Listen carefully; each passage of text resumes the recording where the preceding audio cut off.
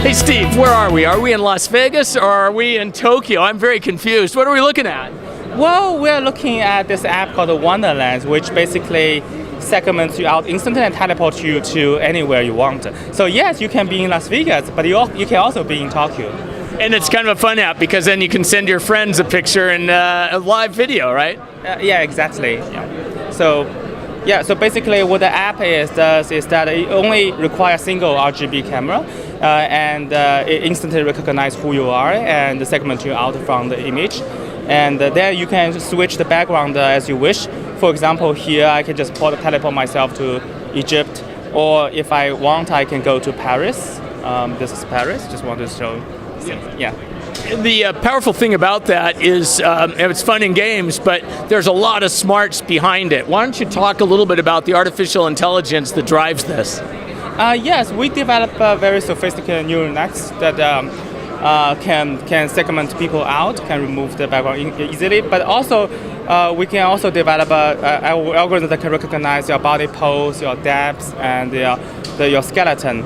So with that, we can deploy these algorithms on the iPad and iPhones, and amazingly, they actually run in real time. So that actually opens up lots of applications. So we plan to release the SDK in the future to also empower third-party developers to develop apps based on these technologies. It allows you to do things like if you're a retailer, say of a mall or something, you can start to count the number of people who are going through your mall, right?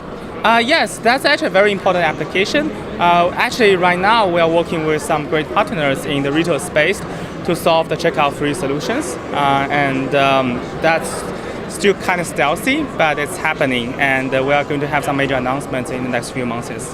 And what other applications do you see beyond things like people counting, maybe traffic counting, that sort of thing?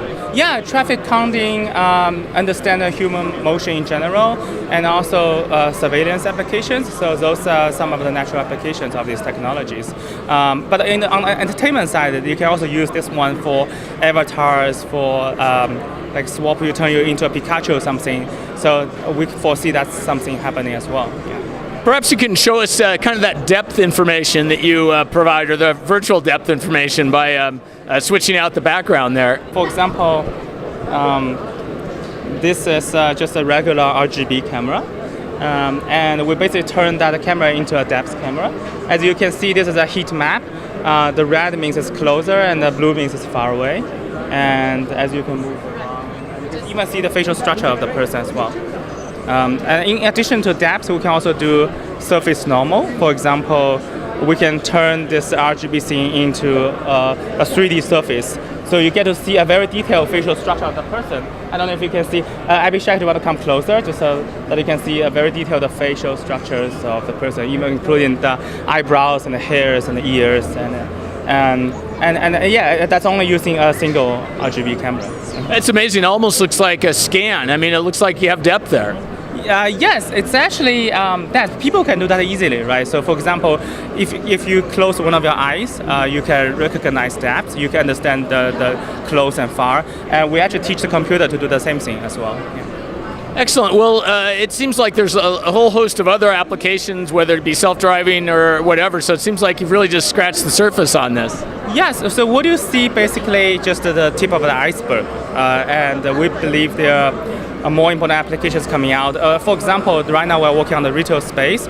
So the checkout-free solution actually utilizes all the technology we have been developing so far, including the depth estimation, the surface, and the skeleton tracking. We are also working on object recognition and action recognition as well. What kind of recognition? Action recognition. Okay. For example, understanding your grabbing motions, people exchanging items, and so on and so forth. Yeah. And so did you say checkout application? What did you mean by that? Oh, it's called checkout-free solutions. Basically, it's the equivalent of Amazon Go. Okay. Basically, people just walk into the store, grab items, and go. So there's no checkout lines, no waiting queues, and everything is automatic. So it's going to improve the shopping experience dramatically. Excellent. Yeah, no, I've heard of that, but yeah, this is the kind of technology that will enable it. Well, William, I appreciate your time. Yeah, thank you so much. Thanks. Yeah.